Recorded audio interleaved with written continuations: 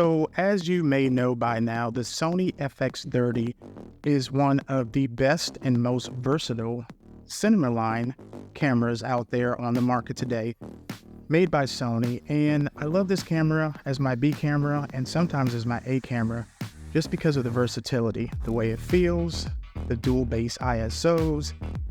It is a crop sensor, but I find if you use a fast lens on this camera, it definitely does the trick.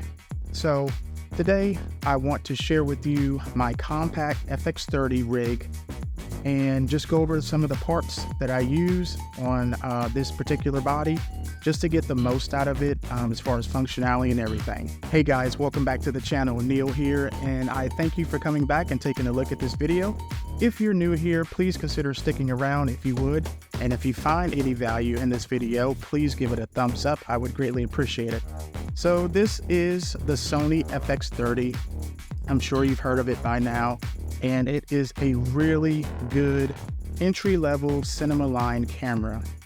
The body, the form factor, the codecs that's in here from Sony, S-Log3, S-Gamut, Cine Gamut, something like that, 3, and S-Cinetone. It's just a really good bang for your buck. I believe at the time of this recording, it's around $16.99 or $17.99.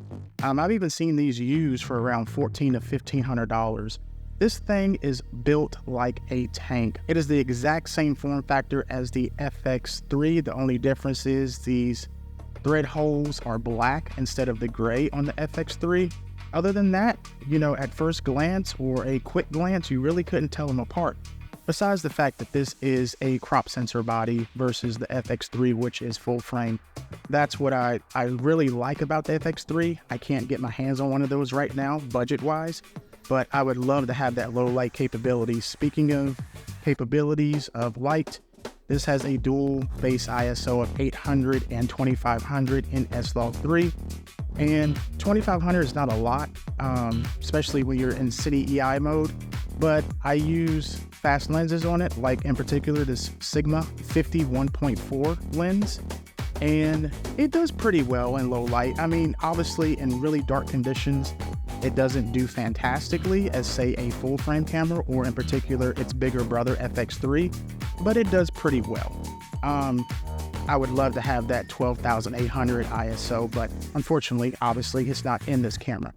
So all of that aside, let's build up this camera to the rig that I actually use and all the parts that I use. All the parts are actually Smallrig parts. I am not affiliated with Smallrig, nor am I sponsored by Smallrig. I just like their parts, so that's why I use them. All right, so let's get started here with the top rail. And the top rail essentially is going to go in these two screws, these two threads up here.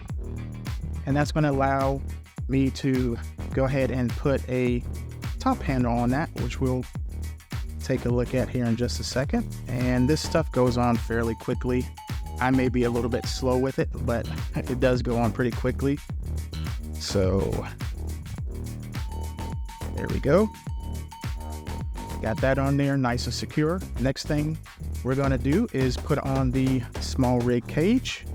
So we're just gonna slide that in there, and that just goes in the bottom here. Just one screw in the bottom that goes into the body itself. And the cool thing about this cage is it still leaves all your ports open, doesn't block any of your ports. The battery door functionality is really cool because this little latch comes out, so it's easier to open your battery door and get your battery out. So that's really cool. You don't have anything blocking the battery door or preventing you from getting into there because that latch comes right open. All right, so we got the cage on now. And with the Smallrig cages, it comes with this little, key tool, which is really nice. That way you don't have to worry about carrying something around always. Even though I do have the Smallrig multi-tool, this thing is really worth the money. 25 bucks, and it has all these different types of tool head ends, hex, flathead, Phillips, your Allen kind of key. So this is a really good find. Smallrig, 25 bucks or so. All right, so next we will actually move on to this new Smallrig V-mount base plate. This is something that's been released about maybe a month ago, I think, by Smallrig, maybe a little bit longer. I just have had it for a couple of weeks now. Love this little thing. You can mount a V-mount battery on the back of it, and this will actually attach right to the cage via this plate that comes with it. So all we're gonna do is we're just gonna find the 2 holes on the bottom here, and then we'll go ahead and mount the plate to it. So yeah, there we go. Get your 2 screws here, throw those down in there, tighten those up. And I like this little, I think it's the Smallrig 4084. I'll double check. This is awesome because it doesn't have the need to run rails. So if you don't want to run rails and a big old rail system with a base plate and, you know, follow focus and everything like that, if you don't want to run stuff like that, then you don't have to. This is really a solution to have a compact V-mount battery on there, so that way you can have battery life all day if you choose to. So that way if you're doing, you know, work as far as any sort of wedding work or corporate style work and you need a, you know, power solution for all day, this is really it. This thing is cool because you just slides right in. And then you have the lock little levers here. So you got one in the front and we'll just fasten that down. And then we have one on the side here.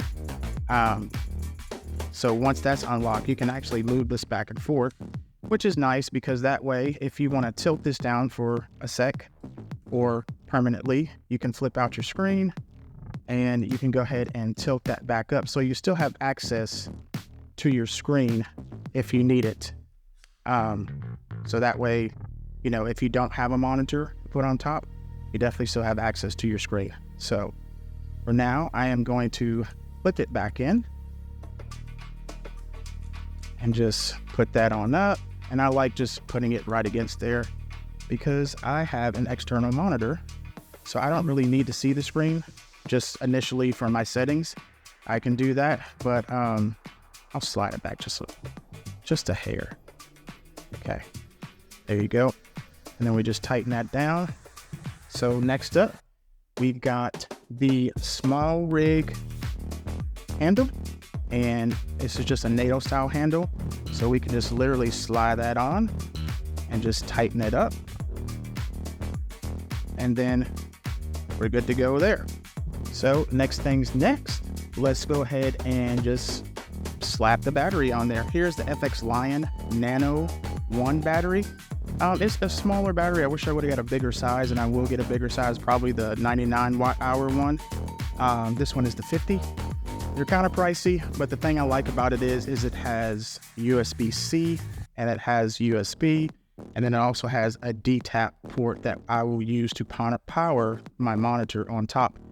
So we'll just put that right on there, nice, snug, and secure.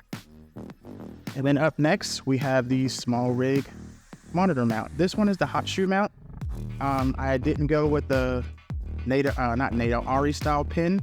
I do want to get one of those, but for now, this is the one I have. This is just the regular kind of hot shoe one. And the monitor of choice is going to be the Atomos Ninja 5. So we'll go ahead and get this put in here.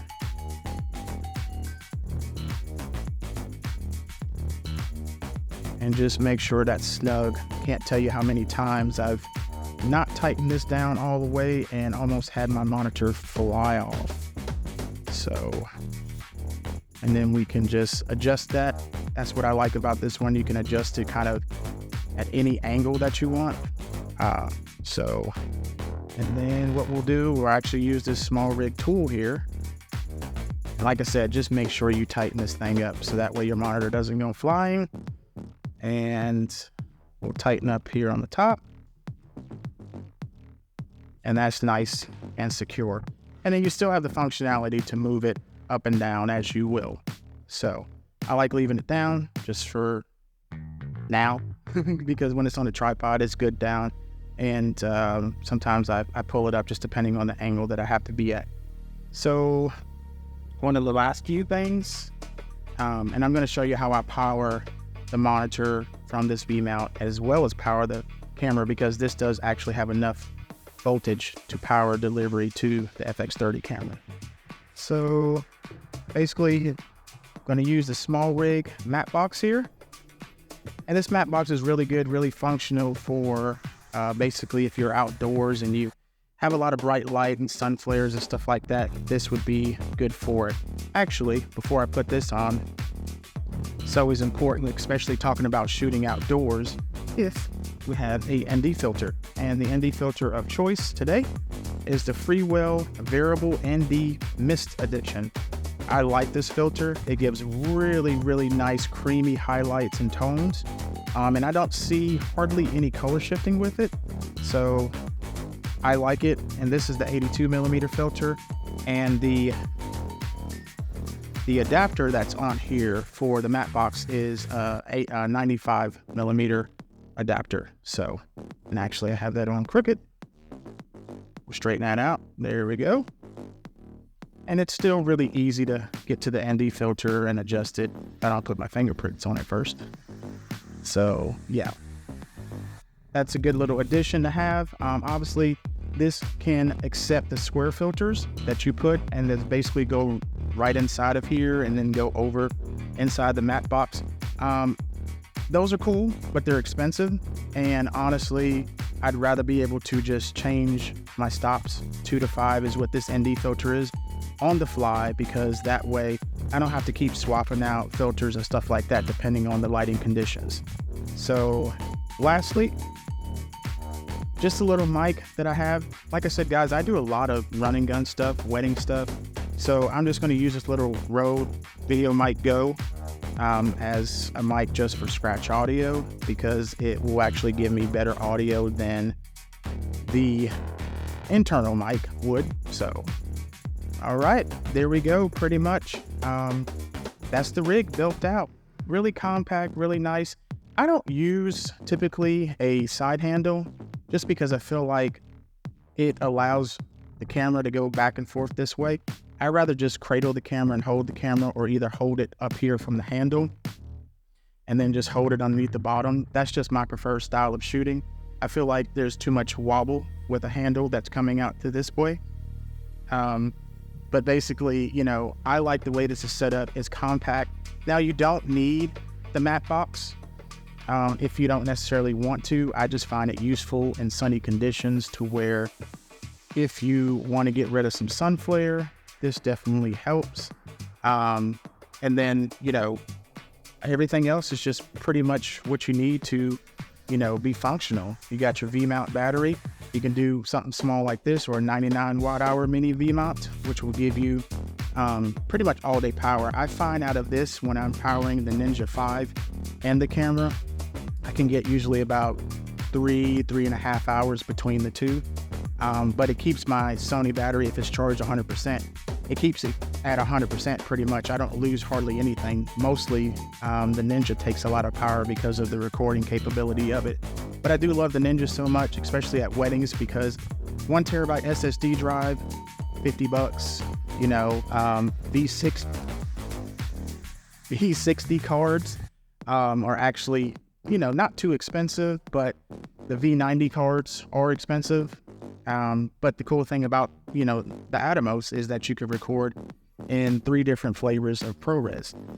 So you can actually do ProRes Lite, ProRes 422, ProRes HQ, and with this camera, it does ProRes RAW. So it does, I think it's like 4.2 or 4.7. I think it's 4.7 ProRes RAW it will send to this Atomos. So if you have a ProRes RAW workflow, or you want the capability to do 12-bit workflow versus 10-bit inside of the camera, you do have that capability if you use the Atomos Ninja 5. So let me just show you how I power up everything, and then that'll pretty much be it. So how I power the Ninja is this Atomos Ninja dummy battery to DTAP. So what we'll do is we'll just slap that on back here. And then we'll just, excuse me for the wire management, because it's not going to be pretty for this video. So I'm just going to wrap it around. And then we will go to the other side with it. Whoa, that was hard.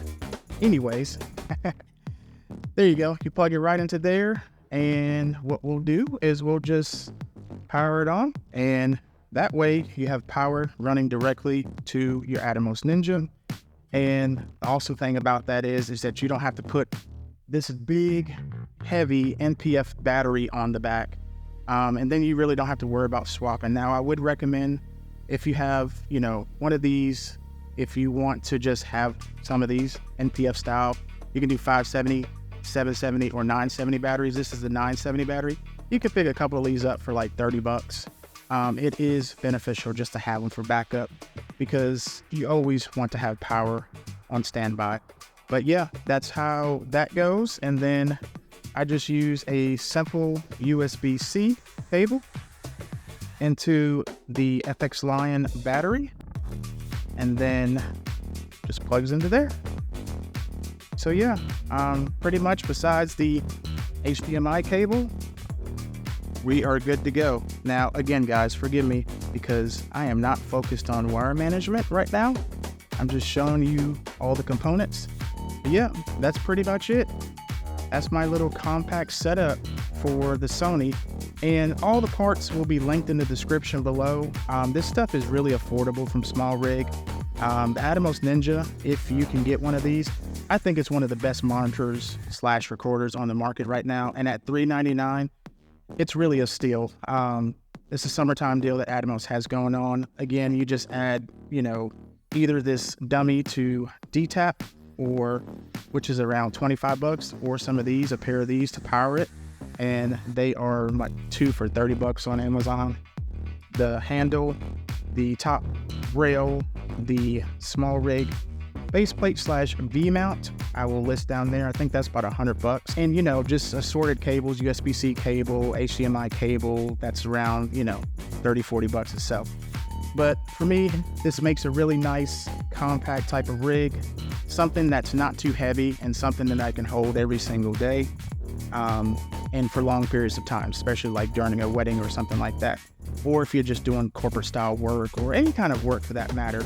I think it's just really nice and compact. And again, you don't need the sun hood if you're not working outdoors, but I just find it useful, and I find that clients like it and it looks cool because then they think it's a cinema camera, which this is supposed to be a cinema camera, but it's not your traditional looking cinema camera, but can't say enough good things about this camera. Only thing I wish is that obviously it was an FX3, but if that was the case, then the FX3 would have no need to exist.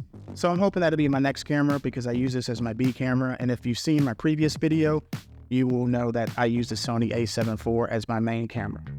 So having said that, guys, if you found any value in this video, if you like this rig, please consider liking the video and subscribing.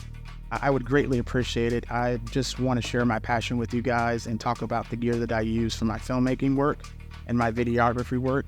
So I hope you stay tuned. I hope this was of value to you. Maybe gives you some inspiration. Maybe not this exact same rig, but maybe a rig that is going to suit your needs and be compact for you. Okay, guys, until the next one, take care, be kind to each other, and I will see you soon. Thanks.